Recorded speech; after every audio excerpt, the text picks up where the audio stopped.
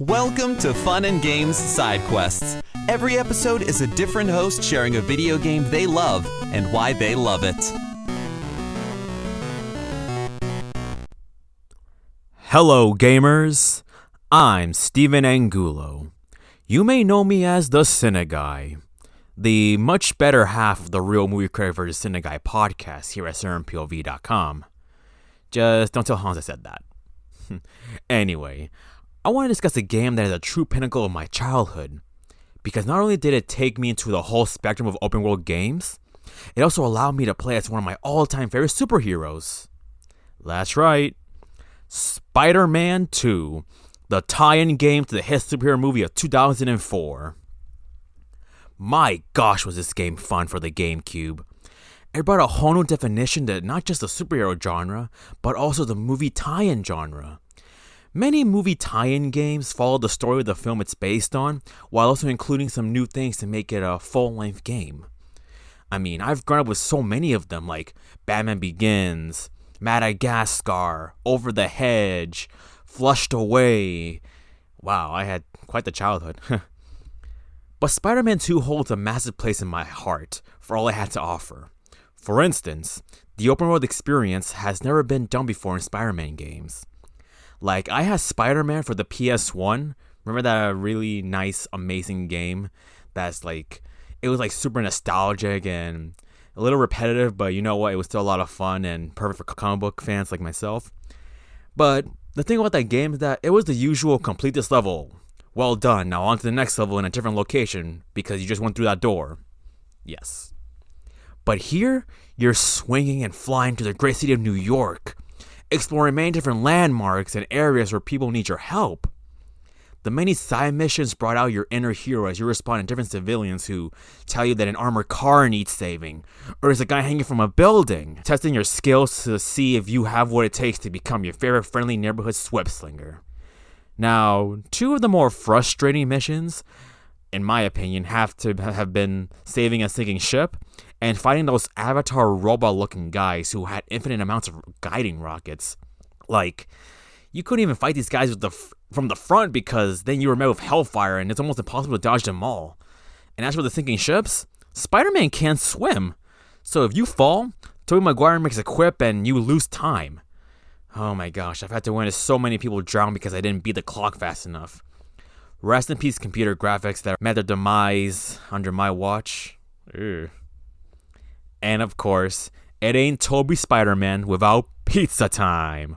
That's right, you get to deliver pizzas as a side mission. Oh, that fun little jingle that played during the mission is still stuck in my head. Ta-da, da-da, da-da. Okay, I'm not going there. I mean, it was the perfect way to combine Peter Parker's regular life with his Spider-Man life. Just don't do so many flips and stunts, otherwise the pizza will look all squished and gross. And New Yorkers love their pizza, so if you give them an ugly one, they will literally throw it on the ground and stomp on it in front of you. So yeah, just like in real life. Especially from Brooklyn. Alright, you give us bad pizza, we shoot you dead, capiche?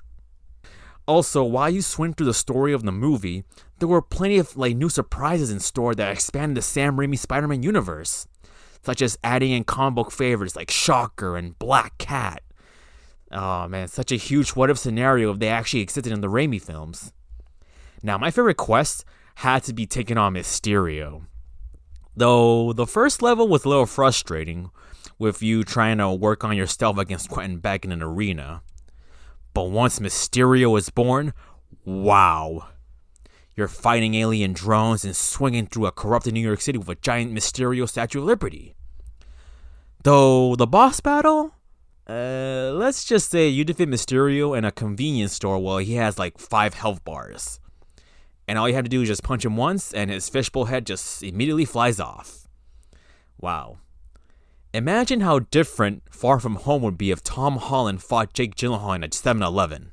Yeah, not as pleasing as the post-credit scene that we got. Anyway, but the story of Spider-Man vs. Doc Ock is still there. You're finding him on the runaway train, also the final face-off in the warehouse on top of the docks. Now, the one thing that this game did was give more development to the characters. Not saying the movie didn't do that, no, because it's a masterpiece. But it managed to explore more of what makes these comic book characters likable. Like for Doc Ock, the movie had him willing to prove himself in the scientific breakthrough, while here in the game, it's more of a mental breakdown in which he blames Spider-Man for his wife's death, and still redeems himself at the end. Same goes for Peter, always arriving late at his meetings and all that stuff. Even when you beat the clock to get to class or meet with Harry to see Otto, you're still late. Why? Because you're Peter Parker, that's what he does. At least the MJ side quests of date nights weren't a tardy thing, and you still got to enjoy the night with your girl. Now, with the beloved nostalgic cast returning to voice their characters like Kristen Dunst and Alfred Molina, it was such like a nice experience to really dive into the movie because you have all these like familiar voices just following on your journey. Although J.K. Simmons wasn't available until the third game, but don't get me started on those graphics. Ugh. Overall, it's such a fun and nostalgic superhero game that really defined an era for comic book lovers, and allows you to be the hero you were meant to be. Alrighty guys, now if this doesn't make you want to fire up that old GameCube or PS2 and play Little Spider-Man, I don't know what will. Now, where did I put my power cords? I know it's here somewhere. I really want to play Spider-Man. Where is it? Well, happy gaming! Man, that movie was excellent. It really was. Totally blew my expectations away. I know, right? Now I really want to tell everyone about it. But I'm not sure how. Yeah. If only there was a podcast dedicated to reviewing films and discussing the latest news and trailers on upcoming films. That would be nice. Yes, for sure. And we can call it the Cineguy Show. What? No. It will be called Real Movie Critic Unleashed. No. How about Cineguy featuring Real Movie Critic? How about the Real Movie Critic and his sidekick, the Cineguy? CG and RMC. RMC and CG! The Real Movie Critic versus the Cineguy. Only at CertainPOV.com or wherever you get your podcasts. You're going down, critic. Bring it on, guy. CPOV. CertainPOV.com.